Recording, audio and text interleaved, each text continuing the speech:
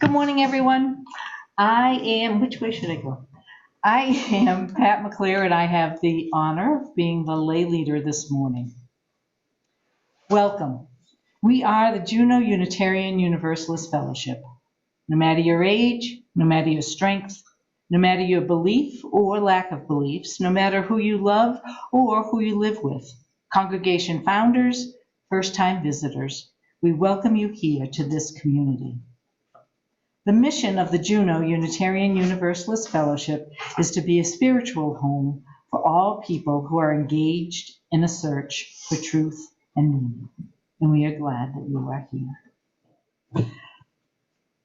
The opening words are from the Dr. David Breeden. Welcome to this place where certainty transforms to questions. This place that takes what is and imagines what can be. Welcome to this space where what was fixed begins to shift, where rigidity embraces unfolding. It embraces unfolding as we join in the dance of transformation.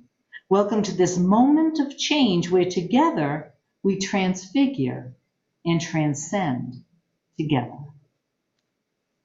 And we will light the flames with words from Betz Winnecke. And Leslie, you're closest, my dear. Would you be so kind as to light the chalice? May this flame, symbol of transformation since time began, fire our curiosity, strengthen our wills, sustain our courage as we seek what is good within and around us. And if you would please, we're going to go with a standard oldie but goodie on hymn number 123 in our hymnals, please, which is Spirit of Life.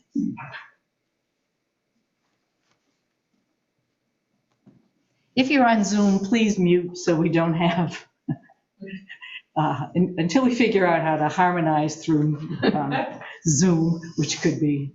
We do this sound sharing, you do that? Okay, I have no idea. So, shall we? Spirit of life, come unto me.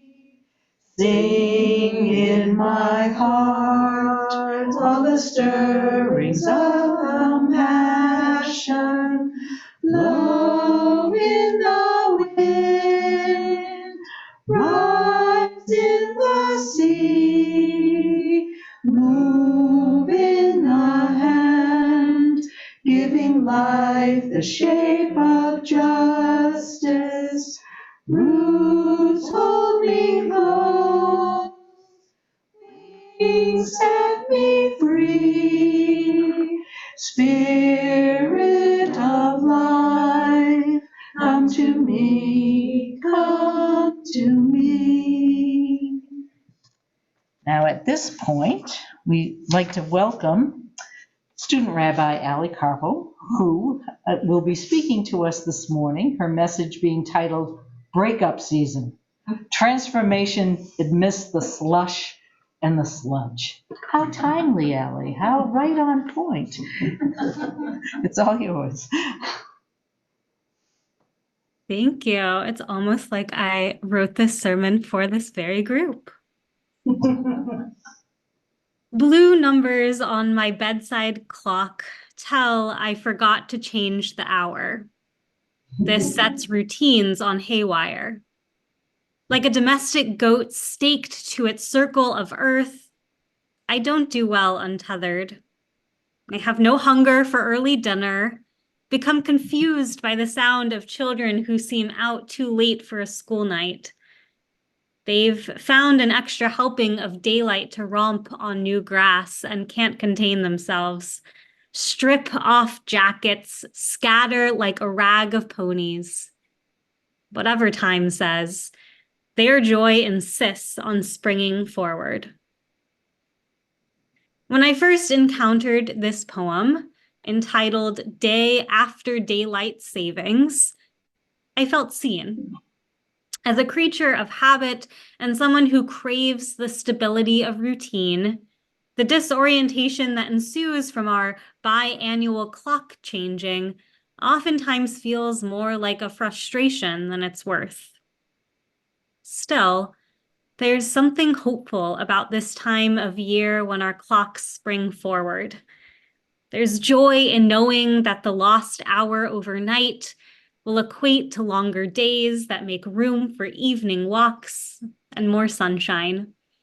Dormant plants will soon grow again, new seedlings sprouting out of the ground with pops of color to line my commutes, as well as my walks for pleasure. And yet, daylight savings is hardly the start of spring.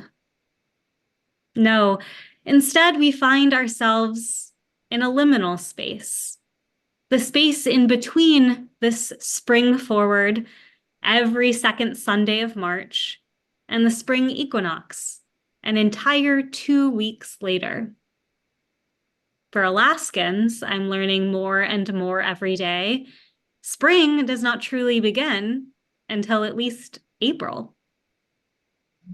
So we find ourselves this morning amidst a time of transition, neither here nor there, marked symbolically by the shifting of our clocks, yet still characterized by the remnants of winter's chill. This juxtaposition can leave us feeling unmoored, ready for the warmth, the sun, and the regrowth of spring, but stuck with the muck and sludge of winter slowly melting away. As you all well know, this time of transformation in the natural world is known as breakup, a term which I only recently added to my personal lexicon. An Alaskan tourist website notes of the upcoming season, Alaska's year really begins with breakup, when daylight starts to last past dinner time and temperatures don't freeze as often overnight. The snow melts and the ground thaws, ushering in an era of puddles and mud and soggy trails, all the gunk and litter buried over the previous 6 months' surfaces. The gunk and the litter buried over the previous 6 months' surfaces. My friends, it occurred to me as I set out to write this sermon just how apt of a metaphor breakup is for our own lives as well. About how our own journeys toward transformation often mirror nature's ebb and flow of slush and sludge. This metaphor was brought into sharper clarity earlier this week, as I finished a book by one of my favorite nonfiction authors, Rebecca Solnit. In her book, entitled A Field Guide to Getting Lost, Solnit writes of the ways in which sometimes the earliest forms of transformation mimic deterioration. Take, for example, a butterfly, Solnit writes. Cut a chrysalis open and you'll find a rotting caterpillar. You will never find that mythical creation, half caterpillar, half butterfly that we would like to imagine. No, the process of transformation consists almost entirely of decay. The acclaimed poet Maya Angelou writes too of this phenomenon. We delight in the beauty of the butterfly, but rarely admit the changes it has gone through to achieve that beauty.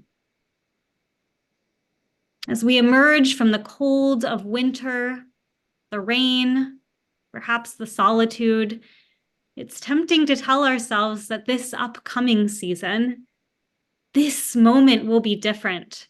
This is the time we transform.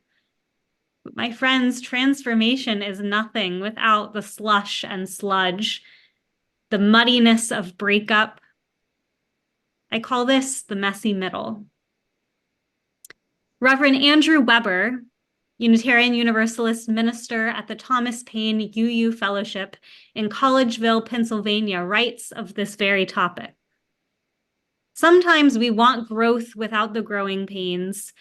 We want crops without plowing up the ground. We want rain without thunder and lightning.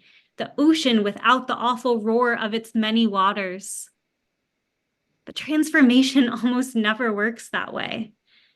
Anyone who has gone to therapy or done self-work of any kind will concede that we have to be willing to sit amidst the mud and slush and sludge. We have to trust that the messiness will make way for something new without actually knowing what that newness might look like. It's no accident that the observers of several of the world's major religions will observe holidays this month in which transformation is at the center. From the personal devotion and spiritual reflection required for Ramadan that leads to renewal, transformation, and change on scales large and small, to the literal and metaphorical transformation of Easter, from life to death to life again. Messiness at its core. In my tradition, in Judaism, we are preparing to enter into a marathon of holidays. From the holiday of Purim that encourages resilience and courage, to the personal and communal transformation of the liberatory holiday of Passover, and finally to Shavuot, the spiritual side to Passover's physical transformation. And it's not just our own personal transformation journeys that require that we sit amidst the slush and sludge of breakup. Societal transformation is inherently messy. Think about any major civil or human rights movement from history. The struggle for suffrage, for women and people of color, the ongoing fight for racial justice, movements for LGBTQ equality, reproductive rights, labor rights, environmental justice. In the moment of these struggles, it's often hard to see the path forward. Worse, it might feel like the upheaval and the pain and the muck may not be worth it. And yet, as the mud dries, the transformation is undeniable. And so, my message to you today, this daylight savings morning, which according to the weather app on my phone may not look so different than yesterday morning or the next few mornings in the days ahead, my hope and my prayer is that we might embrace the slush and sludge. Embrace that messy middle so that we may transform in this season of possibility. I began with a poem, and I'd like to end with another. This one by Irish poet, priest, and philosopher John O'Donohue, entitled For a New Beginning. In out-of-the-way places of the heart, where your thoughts never think to wander, this beginning has been quietly forming, waiting until you were ready to emerge. For a long time, it has watched your desire, feeling the emptiness growing inside you, noticing how you willed yourself on, still unable to leave what you had outgrown. It watched you play with the seduction of safety and the gray promises that sameness whispered, heard the waves of turmoil rise and relent, wondered, would you always live like this? Then the delight, when your courage kindled and you stepped out onto new ground, your eyes young again with energy and dream, a path of plenitude opening before you. Though your destination is not yet clear, you can trust the promise of this opening. Unfurl yourself into the grace of beginning. That is at one with your life's desire. Awaken your spirit to adventure. Hold nothing back. Learn to find ease in risk. Soon you will home in a new rhythm, for your soul senses the world that awaits you. Ken Yehi Ratzon. May this be so. In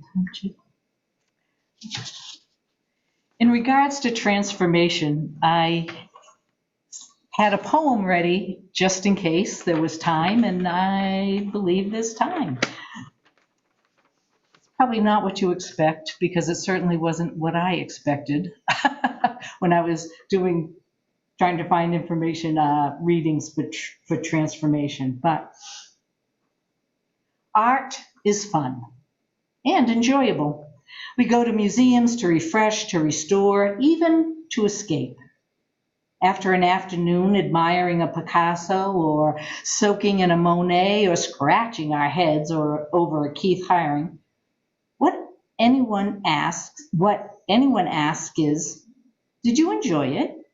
Or which was your favorite? Or at our best, what was your take? But that's not what art wants. If it had its way, we'd instead be asking, are you okay? How have you changed? Do you need some time to let your heart heal? What now can't you ignore? What was it that the German playwright Brecht said? Art is not a mirror held up to reality, but a hammer with which to shape it. Hammers? What would happen if we understood museum as packed full of hammers? Each canvas or piece of shaped stone capable of breaking our hearts, cracking open our complacency, carving out a new world. Or maybe the better question is, what if, with our creativity, we saw ourselves as creating hammers? What then would you want to break or build?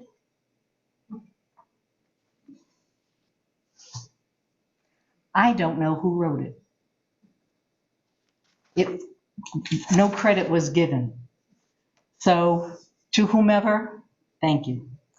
So of course, after I read that, the only song that came to mind was If I Had a Hammer. So I say, why not? How about if we know the words? I don't even know if it's in the hymnal, but we can channel Pete Seeger, Peter, Paul, and Mary, anybody else. So those of you who are on Zoom, once again, I'll ask you to mute, and then we'll what a hootenanny. We'll have a have a hootenanny. So, if I had a hammer, I'd hammer in the morning, I'd hammer in the evening, all over this land. I'd hammer out danger, I'd hammer out warning, I'd hammer out love between my brothers and my sisters, all over this land. Oh, if I had a bell, I'd ring it in the morning, I'd ring it in the evening, all over this land. I'd ring out danger, I'd ring out a warning, I'd ring out love between my brothers and my sisters, all over this land. And oh, if I had a song, I'd sing it in the morning, I'd sing it in the evening, all over this land. I'd sing out danger, I'd sing out warning, I'd sing out love between my brothers and my sisters, all over this land. Ooh, now I got a hammer, and I got a bell, and I got a song to sing all over this land. It's the hammer of justice, it's the bell of freedom, it's the song about the love between my brothers and my sisters, all over this land. Ooh, do that one more time. It's the song of justice. It's the hammer of justice. It's the bell of freedom. It's the song of the love between my brothers and my sisters, all over this land. Mm-hmm. Nice. Thank you. for indulging me, which this whole thing usually is. Thank you all for being with us here this morning, and reiterate what Martha said when she contributed her stone, is that in gratitude for all of us who are gathered, both here in person and those of you who are watching and listening from afar, we have each other's backs, and that's a good thing. That's a good thing. Leslie, if you would be so kind. May you leave this time together changed. May the promises you have made to yourself about who you want to feel closer to, the reality of who you are right now, may you share that feeling of transformation wherever you go. May it spread into every word, deed, thought, and interaction until we are all changed, transformed, and transforming together, becoming our better selves. Amen. Namaste. Till next time. We'll sing From You I Receive.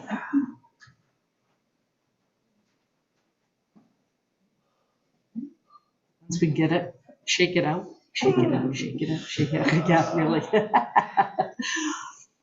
From you I receive, to you I give, together we share, and from this we live. From you I receive, to you I give, together